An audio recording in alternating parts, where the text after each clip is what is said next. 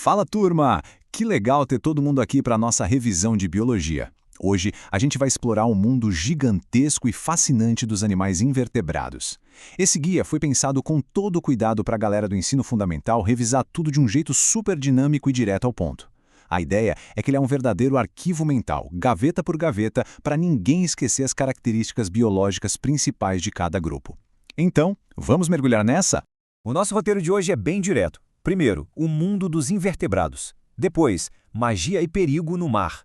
Na sequência, entendendo os vermes. Em seguida, os engenheiros de conchas. E para fechar com chave de ouro, o maior grupo da Terra. Começando com o nosso primeiro tópico, o mundo dos invertebrados. Olha só que contraste incrível. De um lado, um inseto terrestre super delicado, com asas coloridas polinizando uma flor. E do outro, uma criatura marinha toda fluida e translúcida, flutuando lá nas profundezas do oceano. Mas qual é o ponto principal aqui? É que, apesar de terem aparências e de viverem em lugares completamente diferentes, todos esses animais compartilham uma característica anatômica em comum. Nenhum deles tem crânio, e muito menos coluna vertebral. E é exatamente essa ausência de um esqueleto ósseo interno que define o que é um invertebrado. Legal, né? Partindo agora para o número 2, magia e perigo no mar. Vamos começar por aqueles seres que, por muito tempo, deixaram os cientistas totalmente confusos. Sabe, eles nem parecem animais. As esponjas. O mais fascinante é como elas sobrevivem. As esponjas vivem a vida inteira fixas, grudadinhas lá no fundo do mar. Elas não têm tecidos de verdade, não têm órgãos e muito menos cérebro. Então, como elas fazem para se alimentar? A grande mágica biológica delas é a filtração. Elas dependem 100% de capturar os nutrientes que são trazidos pelas correntes marinhas e que entram o tempo todo pelos poros do corpo delas. E aqui vai um alerta de prova importantíssimo. Diferente das plantas marinhas, as esponjas não fazem fotossíntese, tá? Elas realmente precisam pegar a comida direto da água. Ainda ali no fundo do mar, a gente esbarra nessas maravilhas, as anêmonas. Com essas cores super vibrantes, elas até servem de casa para aqueles pequenos peixes palhaço. Mas olha, essa beleza toda engana bastante. Elas são lindas, mas andam fortemente armadas. O corpo mole delas é rodeado por dezenas de tentáculos bem pertinho da boca, e esses tentáculos queimam. É uma armadilha venenosa super eficiente que elas usam não só para espantar predadores maiores, mas também para capturar peixinhos e crustáceos desavisados que acabam encostando nelas. Agora, guarda bem esse número impressionante da biologia marinha, 94. É uma porcentagem simplesmente gigantesca que forma o corpo de outro grupo marinho de cair o queixo.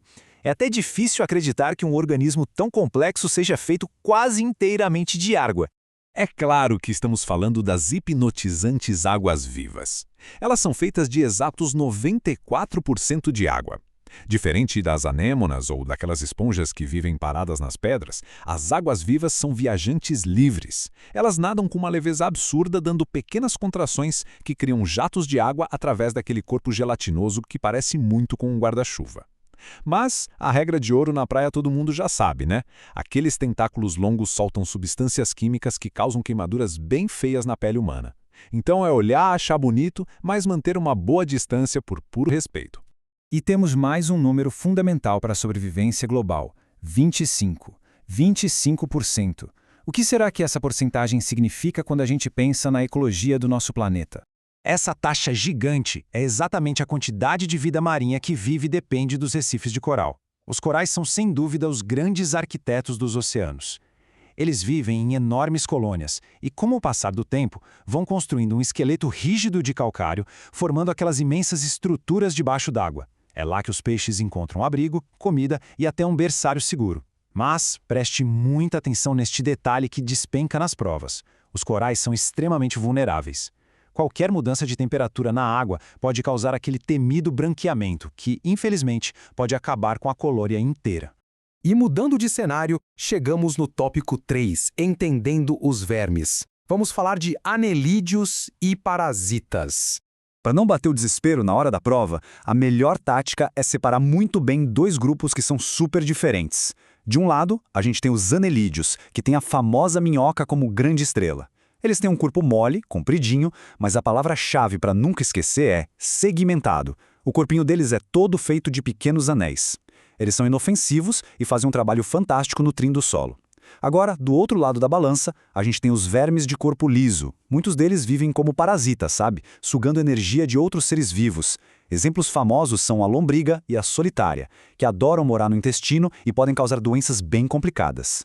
Bom, já que esses vermes lisos são perigosos, como a gente usa a biologia a nosso favor para manter a saúde em dia? A resposta está na prevenção básica. A gente evita infecções exigindo saneamento básico decente, lavando muito bem as verduras e os alimentos crus e, claro, tomando só água filtrada, tratada ou fervida. O segredo é exatamente esse, porque o grande caminho que esses parasitas encontram para entrar no corpo é pelo contato com água suja ou esgoto contaminado. Seguindo o nosso roteiro, número 4. Engenheiros de conchas. É hora de falar dos moluscos. Olha que diferença curiosa que a gente tem aqui. De um lado, uma lesma do mar, super exótica, cheia de pontas coloridas, passeando pelas pedras com o corpo todinho exposto, sem escudo nenhum. E do outro, aquele clássico caracol de jardim, rastejando numa folha, mas super bem protegido dentro daquela concha de calcário em espiral. Isso mostra muito bem a capacidade de adaptação gigante que os moluscos têm. Eles estão em todos os lugares, desde os abismos lá no fundo do mar com as lulas e os polvos, até o quintal das nossas casas. Para revisar e memorizar os moluscos, não tem erro, é só focar nesses 3 pontos. Número 1, a regra de ouro é ter um corpo mole e, na grande maioria das vezes, eles fabricam uma concha para se proteger. Número 2, a divisão do corpo. É um padrão clássico dividido em cabeça, o pé muscular, que eles usam com muita habilidade para rastejar ou nadar, e a massa visceral, que é tipo uma bolsinha onde os órgãos ficam bem guardados. E número 3, importantíssimo, a alimentação. Muitos moluscos têm uma estrutura super legal chamada rádula. É como se fosse uma lixa cheia de microdentes que eles usam para raspar as algas e a comidinha deles das superfícies duras. Muito inteligente, né? E chegamos no ponto alto. Número 5. O maior grupo da Terra. Os artrópodes. E o show de números impressionantes continua. 75. Para um minutinho e tenta imaginar a quantidade imensa de animais espalhados pelo mundo todo. Nas montanhas, nas florestas, lá no fundo do oceano. Pois é, os artrópodes formam incríveis 75% de todas as espécies de animais que existem. É um número simplesmente colossal. Mas afinal, qual é o superpoder biológico que fez eles dominarem o planeta desse jeito? A resposta é uma só: o exoesqueleto.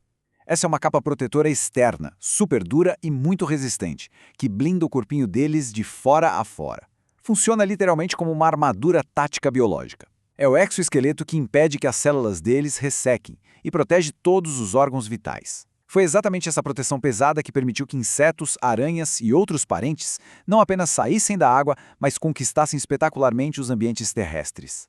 Então, anota aí a nossa checklist de revisão indispensável dos artrópodes. Eles também têm o corpo dividido em segmentos, mas a diferença gigante para as minhocas é que eles usam essa armadura maravilhosa do exoesqueleto que acabamos de ver. Outro detalhe que inclusive dá o nome do grupo é que artrópode significa pés articulados, ou seja, as pernas deles têm dobradiças móveis, dando uma agilidade e velocidade absurdas. A árvore da família se divide em 4 ramos principais: os insetos, os aracnídeos, os enormes crustáceos marinhos e os miriápodes terrestres.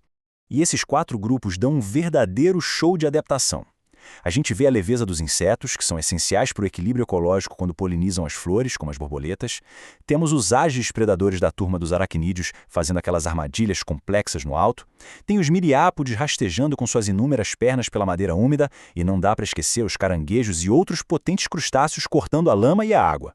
É um espetáculo visual da natureza dominando todos os cantos. E é assim que a gente fecha a montagem do nosso mapa mental dos invertebrados. Da filtração super silenciosa das esponjas lá no escurrinho do mar, até a velocidade blindada dos artrópodes correndo e voando por aqui. Mas o reino animal é dinâmico, sempre mudando. E isso deixa a gente com uma pergunta bem provocativa. Com um sucesso tão grande, dominando a água, o solo e até o ar, qual será o próximo grande passo na jornada evolutiva dessas criaturas maravilhosas? É um baita mistério para se pensar. Vale muito a pena continuar revisando o material, estruturando o conhecimento e explorando cada vez mais esse nosso vasto mundo biológico. Bons estudos e até a próxima!